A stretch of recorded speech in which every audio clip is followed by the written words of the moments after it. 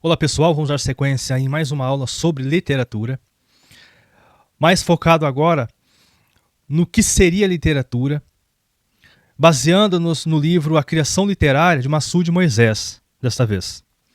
Então, já no início do livro, Massoud Moisés, ele vai trabalhar as dificuldades que temos para definir sobre o conceito de definir a literatura e também trabalhar os conceitos de literatura. Então, temos essas duas linhas de desenvolvimento sobre a literatura, para que possamos formar um corpo mais robusto a respeito do que entendemos sobre ela. E neste contexto, surgiu a seguinte pergunta: a literatura é um tipo de conhecimento? Então, há autores que dizem que a literatura teria um tipo de conhecimento, mas um tipo de conhecimento um tanto fraco, até mesmo a afirmar que a literatura, mais especificamente a linguagem literária, ela se distancia das pessoas, ou seja, se distancia do sujeito, porque ela seria o quê? Uma linguagem artificial, uma linguagem anafórica, metafórica. Então ela teria essa característica de afastar-se do leitor, ou seja, das pessoas. Entretanto, essa visão se mostrará contraditória, até mesmo paradoxal. E é o que veremos agora. E a demonstração dessa última afirmativa, de que essa última afirmação que a linguagem literária, ou a própria literatura, ela se distancia das pessoas, ela seria um tanto quanto equivocada. Então não condiz com a realidade. Então, René Willer, ele irá já começar a comparar as duas linguagens, a linguagem científica e a linguagem literária. A linguagem científica, para nós aqui já sermos um pouco mais sucintos, ela é denotativa, ela é transparente e não se volta para si. O que seria isso? Não se volta para si. Que o objeto da linguagem, ou seja, o objeto, o referencial que a linguagem trata, seria mais o objeto no mundo. Que objetos seriam esses? Qualquer objeto. Seja qualquer objeto no âmbito macrocósmico ou microcósmico, considerando a natureza, nosso mundo material. E a depender das áreas do conhecimento, daí teríamos alguns pontos mais específicos em relação a esses objetos que falaremos mais à frente. Então eu resolvi frisar aqui, não se volta para si, significa isso. Então, para exemplificar, então quando lemos um texto, um texto científico no qual teremos a definição ali do átomo. O átomo é uma partícula indivisível, por exemplo, uma concepção mais antiga. Então o foco foi no átomo, sobre a concepção dele ser indivisível. Ou seja, o foco não foi necessariamente a linguagem. Por outro lado, a linguagem literária, ela é conotativa. É uma linguagem que se distancia do dicionário. Uma linguagem opaca. Por que ela é opaca? Ela não é transparente. Aí o signo volta-se para si mesmo. O signo é o que compõe, os signos compõem a linguagem, tanto verbal quanto não verbal. Por que aqui, no caso, a linguagem ela volta para si? Porque, a depender da situação, como ela é opaca e como ela é conotativa, ela possui vários sentidos. Trabalhamos com várias linhas de entendimento ou de interpretação quando estamos lidando, no caso, com uma linguagem verbal, com estruturas frasais ou com textos que nos remetem a várias interpretações, a várias camadas interpretativas. Por isso que a linguagem ela volta para si mesma, ainda que se tenha um objeto ao qual a linguagem ela faz referência. Vamos compreender isso mais à frente. Então, agora aqui é uma parte mais introdutória. Então temos uma frase aqui, E a distinção entre a literatura e a expressão linguística, a arte e a não arte, é flutuante. Foi o que eu acabei de dizer agora, vocês mesmos perceberam. Mas ao mesmo tempo que você diz que ela não volta para si mesmo, ao mesmo tempo ela faz referência também com objeto? Sim. Então a literatura, por exemplo, na expressão linguística, teríamos ali uma linguagem transparente, voltada à ciência, não que não tenha na literatura, mas trabalha-se essa distinção entre literatura e linguística e entre arte e não arte.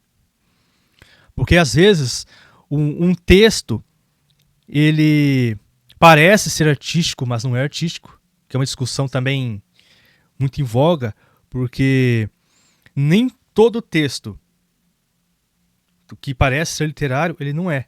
Porque às vezes ele não terá, ainda assim, essa linguagem transparente, mais voltada à ciência, e nem por isso ele será um texto artístico. Por exemplo, um texto jornalístico não é um texto científico, obviamente.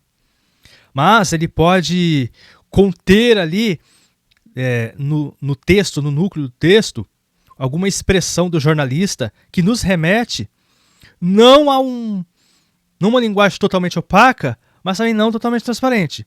Ou seja, às vezes nos deparamos com até mesmo uma crônica, dependendo da situação, e fica complicado para nós fazermos a distinção entre a arte e a não arte. Obviamente, no que tange ao gênero, o texto jornalístico ele não é arte, obviamente, mas ele pode trazer alguns elementos que a linguagem artística contém. Então, por isso que ela é flutuante. Essa distinção entre literatura e expressão linguística, arte e não arte, ela é flutuante. Ainda mais se considerarmos aí várias correntes teóricas. Então, a literatura, do mesmo modo que as demais artes e filosofias, as religiões e as ciências, é uma forma, o tipo de conhecimento. Então, o próprio Massoud Moisés ele irá afirmar isso no seu livro. Então, a literatura, ela é uma forma de conhecimento, sim. Então, partindo disso, de que a literatura é um conhecimento, qual seria o objeto de conhecimento da literatura? Eu acabei até me adiantando. Então, Então, ele mesmo escreve no livro, tudo é objeto de conhecimento da literatura, inclusive das outras áreas, como a filosofia, a religião, etc. Só que, partindo disso, temos que perguntar também, o que é conhecer? Então, mais adiante já vamos saber. Então, para isso, partimos um pouco daquela corrente da teoria do conhecimento. Já partimos do pressuposto de que há uma relação entre o sujeito e o objeto.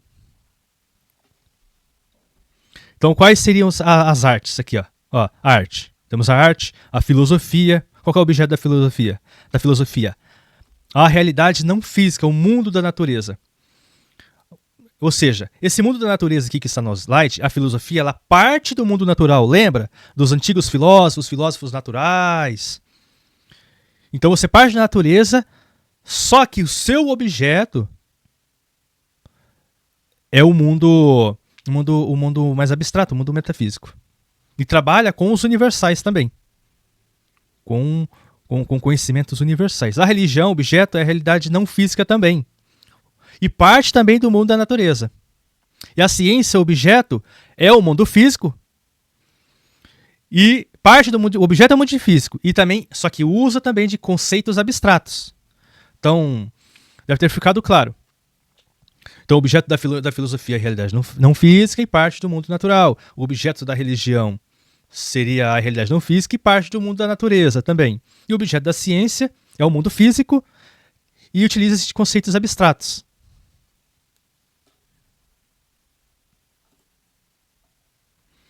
Então, então, essa relação entre sujeito e objeto nos demanda uma certa complexidade, por meio da perspectiva. Ou seja, esse sujeito, praticamente, somos nós. Então, cada indivíduo possui uma certa perspectiva em relação ao objeto. Lembra que nós falamos? Essa filosofia trabalha do ponto de vista de uma certa perspectiva. Parte da natureza e o objeto é o mundo real. E assim por diante a religião, e assim por diante a ciência. E qual seria um instrumento? O signo seria, então, o instrumento de cada área do conhecimento. O signo, ou seja, a composição dos signos, eles compõem o quê? A linguagem, inclusive a linguagem literária. Então, que as formas de conhecimento se valem para comunicar. Então, a filosofia se vale das formas de conhecimento para se comunicar e se utiliza desses signos, da linguagem, no caso, filosófica. A religião utiliza-se da linguagem religiosa, mas também utiliza-se dos signos, ou seja, todas se utilizam-se dos signos para a comunicação. Então vamos observar aqui, dentro dessa ilustração, a relação entre sujeito e objeto. Temos o sujeito, logo abaixo, vemos aqui uma bola verde, um objeto. Depois acima temos a representação do sujeito. Então o sujeito, ele retira as características do objeto. Então ele assimila para si as características desse objeto. E do ponto de vista do sujeito, e do ponto de vista do objeto, inclusive, há uma transferência de dados. Então, do ponto de vista do objeto, há uma transferência de dados, e do ponto de vista do sujeito, há a assimilação das características do objeto. E o resultado desse processo seria o quê?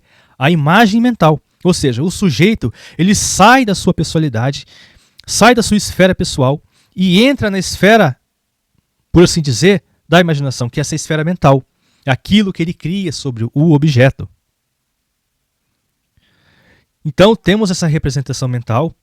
E essa representação mental, ela precisa sair do aspecto singular e para um aspecto mais geral, que seria o quê? Por meio do signo ou símbolo. Ou seja, como já falei antes, os signos são as palavras, a composição das palavras. Então as palavras representam um objeto. É como se aqui, no meio desse sinal de mais aqui, tivéssemos os signos. Então, o sujeito assimila o objeto, e do ponto de vista do objeto, o objeto como se ele transferisse suas características para o sujeito. E o resultado disso será a imagem mental. E para que o sujeito saia do particular e venha-se a transmitir o seu conhecimento, ele precisa, ele passa o conhecimento, que é a forma de passar esse conhecimento. A forma seria a linguagem. E os tipos de linguagem. E deu para compreender que, por meio disso, a relação a relação que se estabelece a literatura, ela acontece no primeiro momento ali, o eixo principal seria o escritor, que é esse sujeito. Ele observa a realidade material, seja os objetos do mundo, faz parte dessa realidade material, só que essa realidade ela passa pelo filtro, ou seja, passa pela mente desse escritor, que seria essa relação que nós estabelecemos aqui entre essas esferas, para ilustrar. É a partir disso que se cria aí os mundos literários. Então,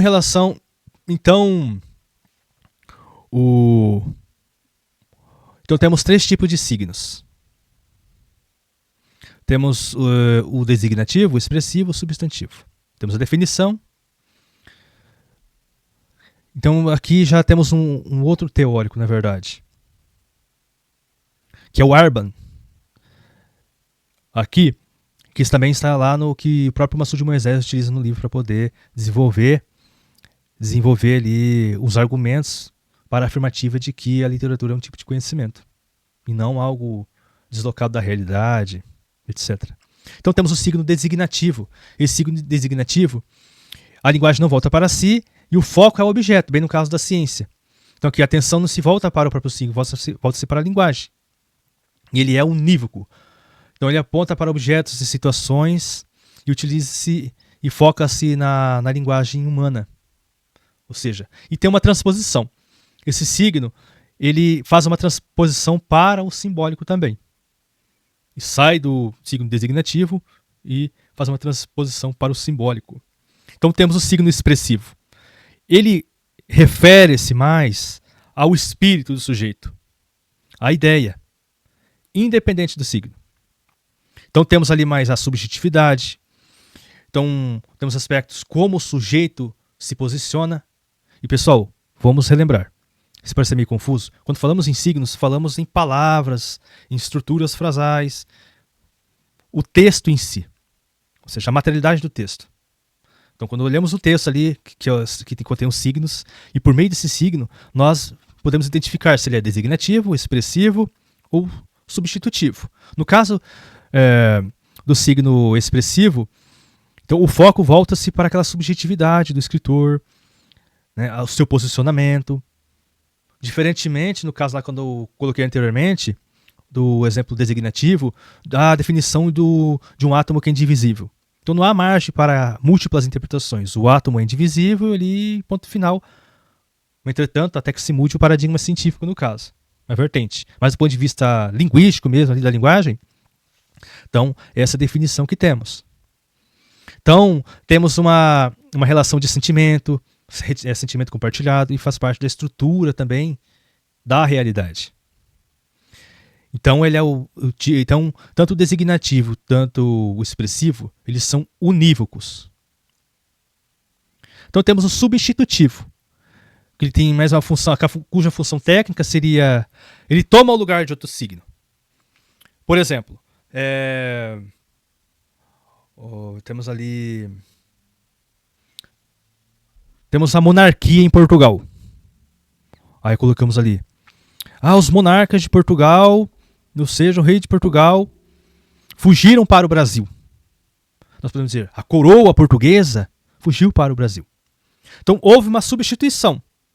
O monarca de Portugal em relação à coroa de Portugal. Tornou-se o quê? Um epíteto. Um epíteto. Apenas a substituição. Então eu trocar pelo signo, a palavra coroa, não irá transformar o significado do conceito de monarca, por exemplo, do concerto ali de rei.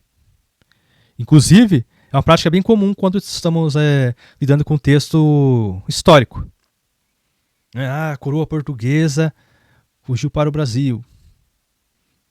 Mais ou menos assim.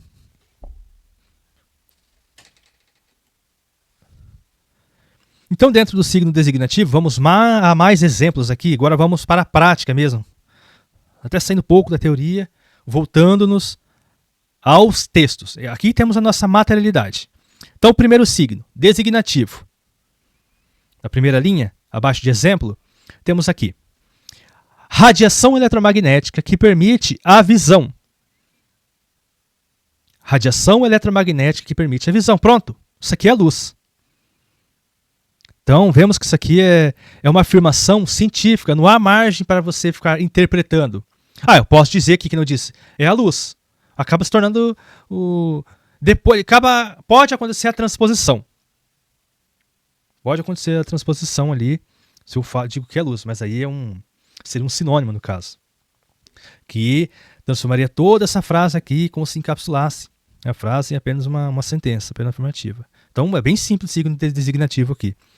Então, a radiação eletromagnética que permite a visão. É um conceito que temos na física, na ciência. E o signo expressivo. Aqui, o tamanho de signo expressivo. Começa desde do início, abre aspas até fecha aspas e vírgula. De um dos poemas de Cruz de Souza ali, que é da época do simbolismo. Formas alvas, brancas, formas claras. Então, não tomamos as palavras aqui, e essa afirmativa dele, essa expressão, na maneira literal, no modo designativo. É expressivo. O que temos aqui? Lembra quando eu falei antes do sentimento, da perspectiva? Formas alvas, brancas, formas claras. Então, no período do simbolismo, essa questão da cor, vemos aqui, temos a cor branca, isso remete à espiritualidade também, remete à subjetividade, a depender da situação até uma certa pureza. Mas aqui, no simbolismo, tínhamos a questão muito dessa questão da expressividade, da expressão. Que, inclusive, o simbolismo ele pode acabar sendo até mais profundo do que o período romântico da literatura. Então já deu para perceber a diferença. Formas alvas. Quais seriam essas formas alvas? Brancas, formas claras. Será que talvez ele estaria falando do próprio estilo? Será que ele estaria falando das palavras? Daí teríamos que ver o contexto geral. Mas é um exemplo bem interessante. O símbolo metafísico. Lembra? Eu falei antes, os signos ele pode também ser um símbolo. Pode ocorrer a transposição. Símbolo metafísico. Deus é luz. Deus é luz. Veja bem, falamos que luz é uma radiação eletromagnética, não é mesmo? Segundo a ciência. E Deus? Lembra que eu falei que o objeto da religião seria a realidade não física? O mundo metafísico? Olha o que temos aqui. Um símbolo metafísico. Deus é luz. Então temos um símbolo a respeito de Deus. O 2. O sertão é do tamanho do mundo. De Guimarães Rosa. O sertão é do tamanho do mundo. Até se pegarmos a obra ali, Guimarães Rosa, os sertões, quando ele vai trabalhar com o sertão ali, o seu ambiente, o que acontece? Vemos uma grande metáfora. Então, quando temos aqui o sertão do tamanho do mundo, este signo, ele se transforma num símbolo metafísico. Porque na obra veremos ali, o sertão. Parece que ele vai designar o sertão de fato ali. A terra, tudo, a seca, os galhos secos, etc. Mas não lembra que eu falei que primeiro ele parte do signo, depois ele transpõe para o metafísico? E temos então aí o signo transposto como metafísico. Quando vemos na linguagem literária. O substitutivo. A razão entre o perímetro de qualquer circunferência e seu diâmetro, que é aproximadamente 3,141519. A razão entre o perímetro de qualquer circunferência e seu diâmetro, que é aproximadamente. Veja bem, pessoal. Está vendo todo esse texto aqui, 3 linhas praticamente, ele pode ser substituído por uma notação numérica. Aqui, 3,14. O π. Veja bem. Então, essa questão que está descrita acima, podemos vê-la nas disposições dos números, 3,14, 15, 9 e assim por diante. Agora, outro exemplo. Em vez disso, usamos o símbolo do raio aqui também. Aqui, aquilo que eu falei. É isso. Então, o 3,14 substituiu aqui este texto, a definição. Por isso aqui, quem observar esses números já vai compreender que há todo um conceito. E se você vê o símbolo do raio, já teremos toda essa noção de circunferência. Então há uma substituição, não há uma modificação de conceitos. Como eu falei antes, né, a coroa decidiu que os impostos saíram aumentados. Então eu já acabei explicando isso daqui, não vou nem me repetir. Então, ainda sobre o signo, temos aqui, ao lado direito desses nossos quadros, há valências. Então, temos o signo com a valência univalentes ou unívocos. Temos o signo denotativo e conotativo. Então, o signo no campo da valência, o que seria a valência? A capacidade que um signo teria de ancorar para si outros sentidos. Lembra como vemos aqui no poema de Cruz de Souza, que ele ancora outros sentidos? E não focamos aqui na forma em si da palavra, mas os sentidos que são subjetivos, que chamamos isso de valência. Esse termo valência, na verdade, houve um empréstimo ali do campo da química e também tem outro significado de valência também em outras áreas da linguística. Aqui, o autor que eu já falei, ele vai trabalhar com essa questão da valência num aspecto muito mais amplo, que se volta para os aspectos psicológicos e sentimentais do ser humano, que seria, no caso aqui, representado pelo sujeito. Então, esse signo, por meio da valência, ele pode ser univalentes, possuindo aí vários aspectos, ou unívocos, que veremos mais à frente. E disso, ramifica-se também para os signos denotativo, que é aquilo que já até no início já falamos, que tem um significado mais rígido, mais encaixotado, mais quadrado, no âmbito do dicionário. E o conotativo, que teremos a presença dessa valência. Gente, para simplificar, valência são sentidos numa palavra. Para simplificar mais ou menos isso. Depois o signo quanto à forma. A forma, agora temos aqui o signo verbal, são as palavras, o signo não verbal, ele pode ser movimento, ele pode ser números, grafismos. Vou até voltar aqui, ó. Aqui, ó. Temos o número, temos grafismos. O signo não verbal, que nem eu falei, pode ser os movimentos. Pode ser não. O signo verbal também são movimentos. Ou imagens, que nem temos ali, quando eu disse antes, o modelo do átomo de Bohr. Então temos um signo não verbal, mas temos um signo imagético. No caso de um modelo do átomo de Bohr, por exemplo. Por que eu estou me referenciando à ciência aqui? Porque foi que o primeiro autor começou a fazer, comparar a linguagem científica com a linguagem literária. Então, áreas e formas de conhecimento. Então, logo abaixo, de verde, as ciências possuem signos univalentes, porque univalentes de valência, ó. Então, o prefixo uni de valentes, uni, polivalentes, são vários, valentes de valência, ó. Valentes de valência, prefixo uni de valentes, polivalentes, tudo que tiver valentes, radical, está relacionado à valência, como eu disse. Então aqui, ciências, ela é univalência, possui uma valência. As filosofias possuem signos mais univalentes. As religiões, univalentes de conteúdo universal. Então, mas a filosofia, ela possui também conteúdo universal. A religião também tem conteúdo universal. Só com a linguagem aqui na terceira coluna, a linguagem das religiões ela é metafórica. Então a linguagem da ciência é universal, a linguagem das filosofias é universal. Então a linguagem das religião é universal. Então a ciência possui conceitos abstratos, a religião também possui conceitos abstratos, o objeto trabalha com objetos da não realidade, a filosofia também trabalha com objetos da não realidade também.